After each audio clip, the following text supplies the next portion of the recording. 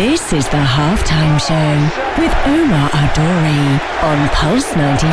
Yes, let's get ready to rumble because just as we thought, the world is resuming normality. Obscene scenes occur in the World Cup qualifier between Brazil and Argentina. We will try and make sense of what happened last night as COVID regulations stop the game from continuing once all the players are on the pitch. And we're not talking any players.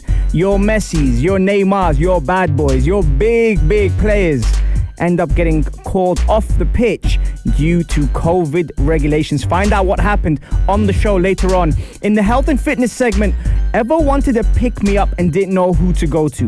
This segment is inspired by none other than Derek Pabi, the man himself. So don't miss how you can pick yourself up by journaling. Find that out also on the show. And if your parent was a sports icon, would you follow his or her footsteps or choose another sport? Let that marinate. Go get yourself something to drink and we'll be right back after the break. I can't wait. We got everything LMA featuring John Legend. This is the halftime show with Omar Adori on Pulse 95. It sure is that time. It's the halftime show with Omar Adori. I'm your host, covering everything sport, international, local. Shout out to everyone who's tuned in, whether it's 95 FM, pulse95radio.com, our app, Sharjah Broadcasting Authority, or even chilling at home watching us live on YouTube. What kind of nonsense is happening in the world of Brazil versus Argentina? What a shocker. If you didn't catch it yesterday, let me try and make some sense out of this nonsense these people are doing. Okay, so Brazil versus Argentina is supposed to be one of the most sought out, fiery, heated clashes that we see in world football. Yesterday, the Argentinians obviously were set to play against Brazilians in Brazil for a World Cup qualifier.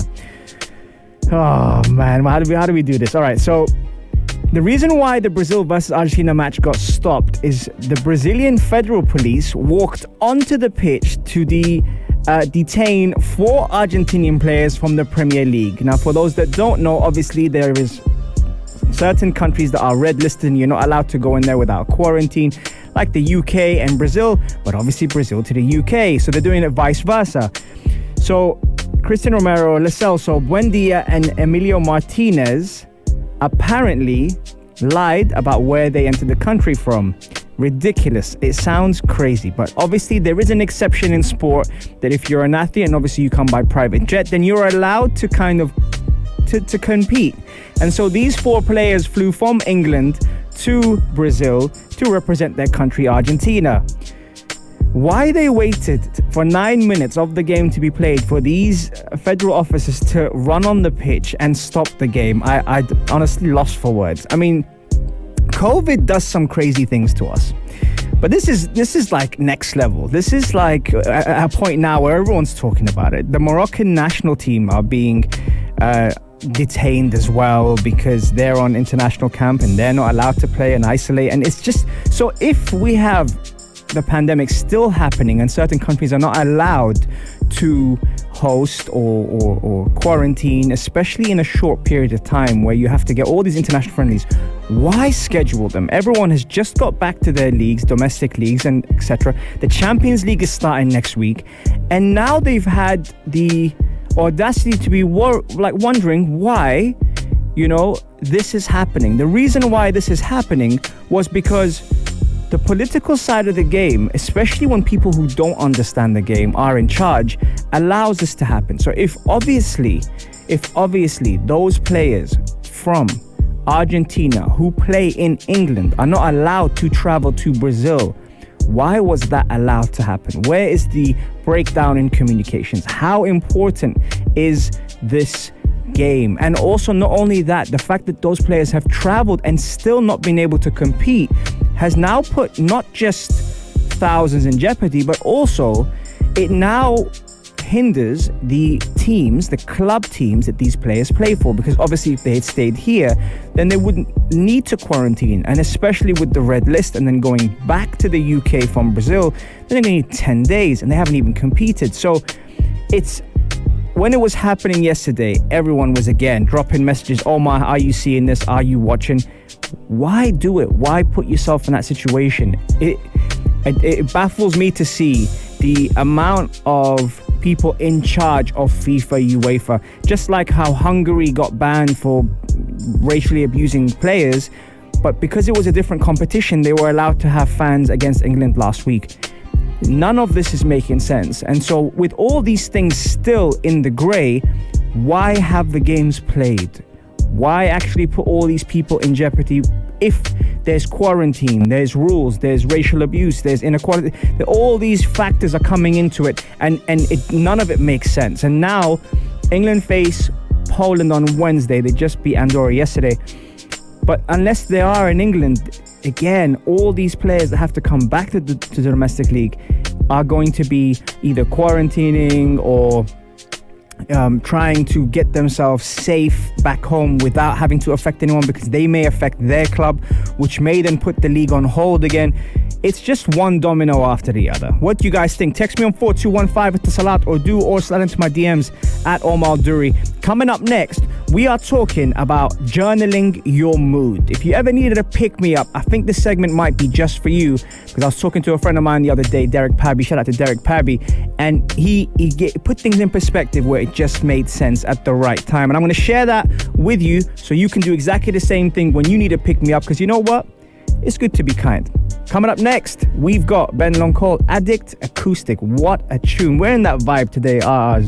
Proper smashing these tunes for me. Enjoy this track, and I'll see you right after this. This is the Halftime Show with Omar Adori on Pulse 95. Sure is that time. It's the Halftime Show with Omar Duri. I'm your host, covering everything sport, international, local. Shout out to everyone who's tuned in on the Instagram Live, and especially to the graduate, the valedictorian, doing big things, Zara Shah. Shout out to Zara Shah and Saf, of course. You got Spicy on here. You got Tashriq, who just jumped in the room. You got Maria's in here. You've got Ibrahim. Oh man, Mustafa, of course. So shout out to everyone who is locked in. And yeah, you know, United fans are talking a big game right now. Apparently they're going to win the treble. Okay, so I was talking to my boy Derek the other day, and as we all know, you know, we all need a pick-me-up every now and then. But one of the things we normally do is kind of forget the good stuff that we've done. And in this case, it kind of inspired the segment, because journaling sometimes can be such an important factor, whether a male or a female. I think males probably find it a bit more harder, or even to validate actually journaling. But why is journaling very, very beneficial, and what are the benefits of it? What's the point of it? Well, journaling helps control your symptoms and improve your mood emotionally, physically, and mentally. The fears, the concerns that we have, the anxiety, the global pandemic we've just been through and still going through at the moment now has obviously increased stress, anxiety, and depression. And sometimes we don't even know why we actually feel that way. But how this has happened is because sometimes actually writing down things can help positively uplift your mood. How does that link to performance or sports? Massively, because whether you're an athlete or just an enthusiast, that is something that we sometimes feel we need more of. So on this segment here, we're talking more about that and how we can do that. So here's what helped me personally, and maybe hopefully it can help you and lift you up whenever you need it. 2 to 5 things that you have achieved that have made you happy or brought you happiness. I'm not just saying achievements that, you know, might be something that you were given or something. No, I'm talking about things that genuinely have ticked off a box on your checklist. So that's 2 to 5 things you've achieved. And then write down how each one made you feel. So now if we have 2 to 5 things, let's say we have 3 things we've written down that have made us very, very happy and actually lifted our mood.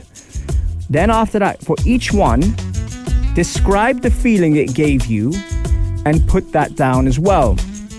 Now, each one has a happy thought. That happy thought obviously triggers off happy thoughts in your mind, your body, emotionally, and the endorphins, obviously.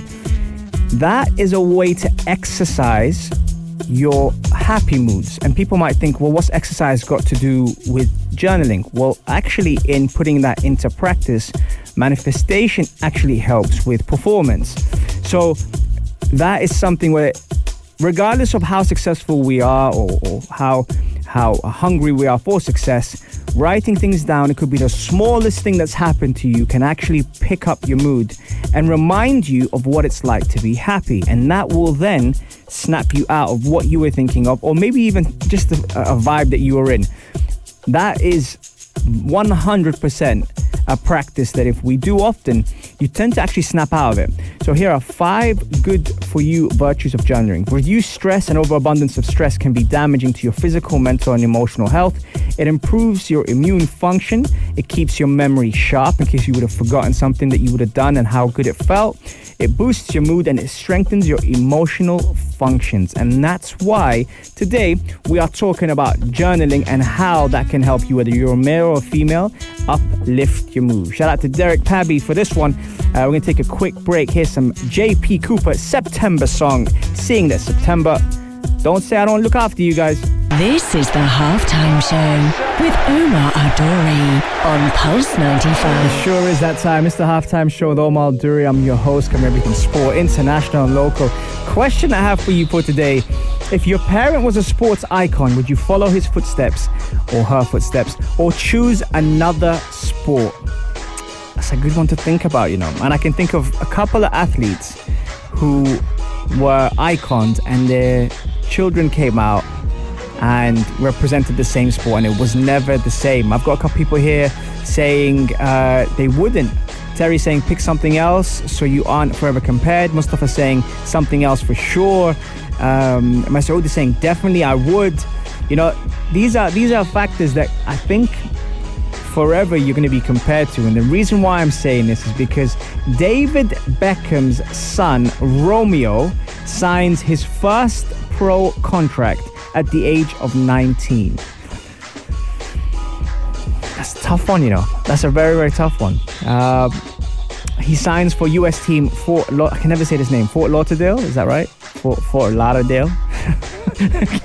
He signs for US team Fort Lauderdale, and everyone's talking about it at the moment now. The son of the former international, I can't even say soccer. Come on, you lot. Football superstar David Beckham has signed his first professional football contract at the age of 19. Romeo Beckham has reportedly signed a deal with Fort Lauderdale CF of the USL League One, which is the third tier of United States football benefit MLS and the USL Championship. I don't know, you know, that you've got to really love the sport to get into it if your father or mother are icons. And David Beckham was definitely an icon in the sport. And he's got a couple of kids. I mean, 3 or 4, I think 4 kids he's got at the moment now. So one of them was bound to get into sports. Obviously, they were into fashion. They were into so many different factors. But I don't know. What would you guys do? Would you choose the same sport? Sir Guy is here. What up, Sir Guy? I would choose the same sport. That's interesting. Mustafa, where was his father at the same age? Yeah, that's true. And then Mustafa saying that when you know it's not the same level. Yeah, but I think that's the thing, you know. If Romeo Beckham now, as we're talking about, loves the sport and truly is someone that is invested in football, why should he not follow his dream and passion?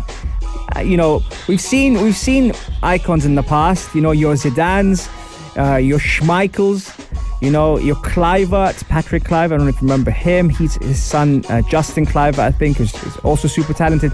They weren't quite the same. They weren't on that kind of level, but also times have changed now.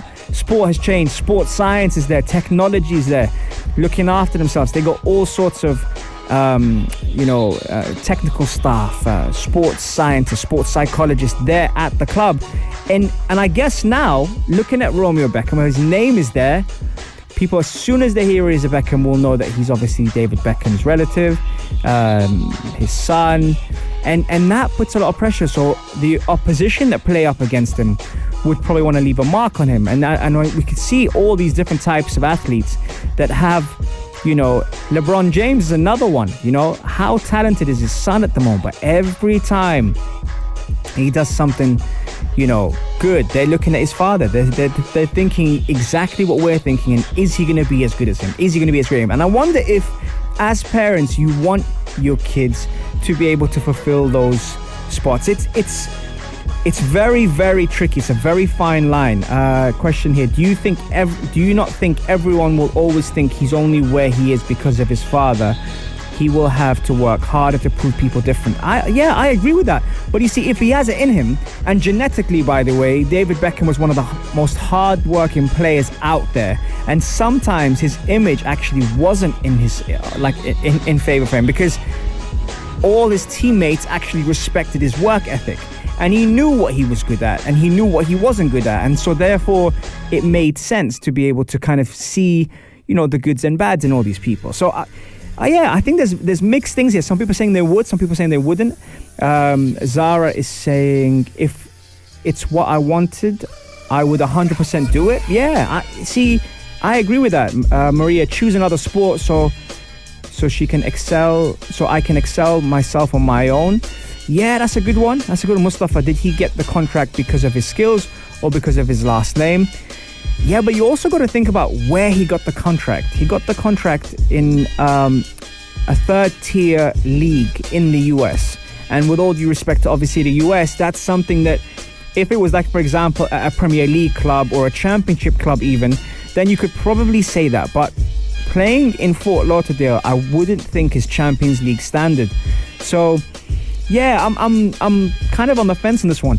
Another comment. It'll be next to impossible to get out of his father's shadow. I could see that. I could definitely see that being something that's, it's challenging. But then again, do you not think his father's had that chat with him and said to him, listen, you need to work twice as hard because people are going to be after you, and the amount of media that's going to be talking about it, me and people out there, they're going to be asking that kind of question, Masood, and that's the biggest challenge he has to deal with, to create his own space in the best way.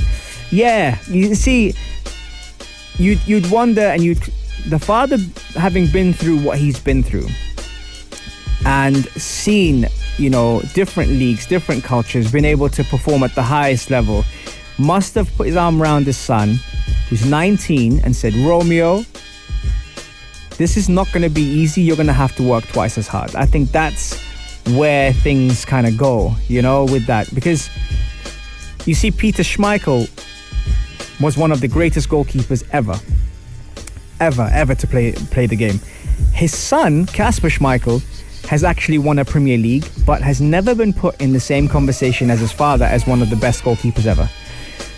So sometimes, even when you win a trophy, even when you win a title, people still don't look at you in the same way. And that's where, I look at that and think it's a challenge in itself. Same happened with Muhammad Ali's daughter. She never been out of his shadow and name. Yeah, I think with the Muhammad Ali, Layla, is her name Layla? I think with Layla Ali, I think it's different because obviously she's competing in boxing, but also has used that platform to kind of do other things as well. So I'm looking at that and thinking, yeah, I can definitely see where that's going. There are a few things here. A lot of people are saying that, is it wrong for Romeo Beckham to step up and play the game? He's only 19. Then you think about it, Wayne Rooney was 15 when he came on the scene for Everton, 16 in the Premier League. So yeah, everyone's different. They're still talking about Omar Jr. better watch out. Yeah, Omar Jr., you got no choice. Okay, we're going to take a quick break here. Thank you very much for connecting with us. I love your comments, by the way. Keep them coming in. On the final segment, that's going to be dedicated to you guys. So if you want to keep this conversation going, keep dropping those messages in the box, and we'll be right back after this. Mahalia Sema featuring Burna Boy. Enjoy. This is the halftime show with Omar Adori on Pulse 95. Yes, we are back and we are live on Pulse 95 Radio in the heart of Sharjah. I hope you're having a blessed day wherever you're tuned in around the world, whether it's 95 FM, pulse95radio.com, our app, Sharjah Broadcasting Authority. You're chilling at home watching us live on YouTube or Instagram as well. Now, the question I had for you today, if your parent was a sports icon, would you follow his or her footsteps or choose another sport? And people have been actually saying mixed things here. Some people are saying, yep, if I was 100% into it, I'd do it. Some people are saying it's all be chasing shadows. There's a lot of things there, a lot of people talking good sense. And what we have here, Schmeichel has been mentioned, but what I was asking you guys, Schumacher was mentioned as well. What I was asking you guys is, has any of them been successful? The children of the icons that have come out and played the same sport. Has any of them been successful? That's a good one for you. If you're just tuning in and you missed the show and you're kicking yourself for missing it, you can always catch our podcast on Apple, Spotify, or SoundCloud, or head over to our YouTube channel if you prefer a visual and check out the Pulse 95 radio video episodes. Shout out to Super Mario and Gabby, almost lost my words there for that. Maria's mentioned it's not really surprising that Romeo is following the footsteps of his dad. It would be really surprising if none of his sons were. That's a very good point. Don't the Beckhams have a daughter as well? I wonder if she's into sport. Some stuff happened yesterday. Brazil versus Argentina in a shocker. Just as we thought the world is resuming normality, obscene scenes in Brazil as 4 Argentinian players were detained for not following quarantine rules, having come from the UK.